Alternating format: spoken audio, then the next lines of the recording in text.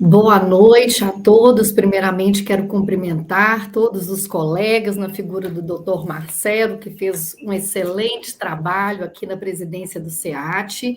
Quero agradecer ao público que está aqui nos ouvindo e, sem mais delongas, vamos falar da utilização dos precatórios e dos creditórios dentro da transação.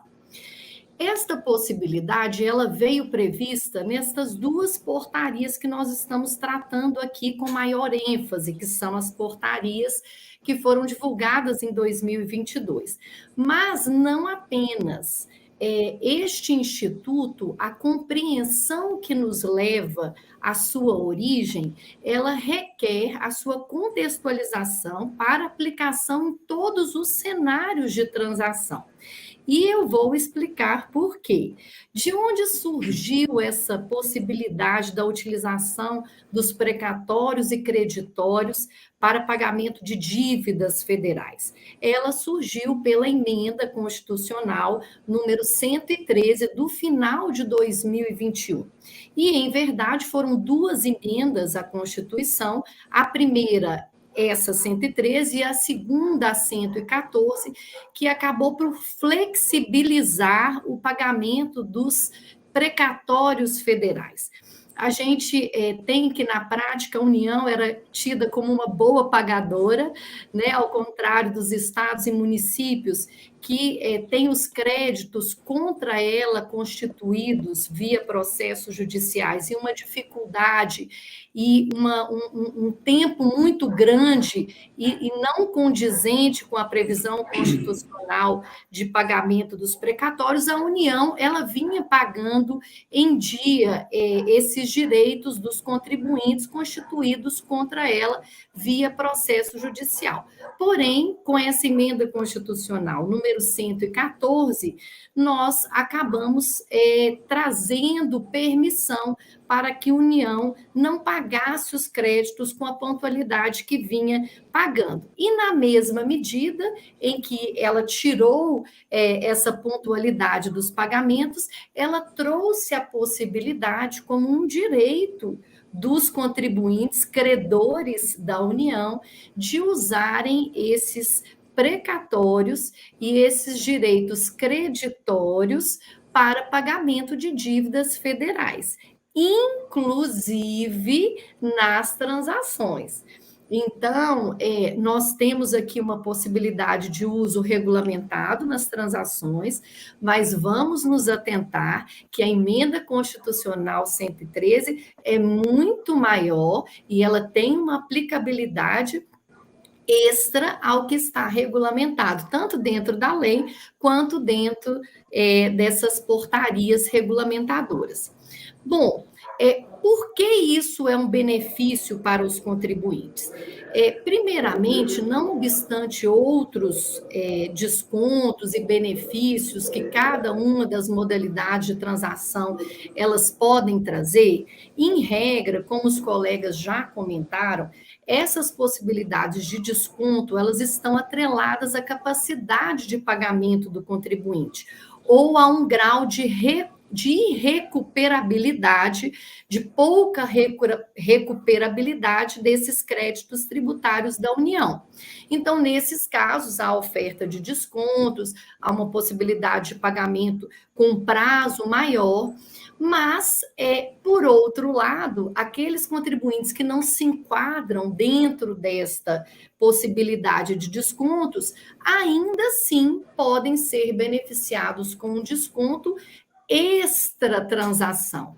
Por que que eu falo isso? Porque quando a emenda constitucional e as regulamentações das transações, elas permitiram o uso de precatórios e creditórios próprios ou de terceiros, ela permitiu que o contribuinte adquira no mercado se ele não tem. Ele não precisa de ter uma ação contra a União para poder usar esse crédito para pagamento. Ele pode celebrar um contrato de aquisição desse crédito no mercado privado e, em seguida, ceder fiduciariamente esse crédito para a União. E essa cessão, essa compra desses direitos no mercado, elas acontecem com um deságio. que obviamente varia, né? No momento a gente está com o mercado aquecido, até em razão da possibilidade desta emenda e da transação, mas a gente consegue 30% de deságio em relação à aquisição desses direitos precatório e creditório. Então, esses dois direitos, eles podem ser utilizados para pagar uma dívida transacionada. Então, além dos descontos que eventualmente pode-se ter, e mesmo aqueles que não tenham nenhum desconto, podem usar, ao fazer esse procedimento de cessão, a amortização ou liquidação do seu saldo devedor com o uso desses direitos. E o momento em que é feita esse pagamento é considerado pela emenda constitucional no momento em que, feita a comunicação ao juízo do processo em relação a essa sessão e formalizado, estando ok, né, aquele negócio jurídico, é neste momento e não quando do recebimento que aquele crédito tributário da União será considerado quitado, inclusive para efeitos de juros, que nós temos uma Selic hoje considerável, alta, então também é um benefício essa amortização.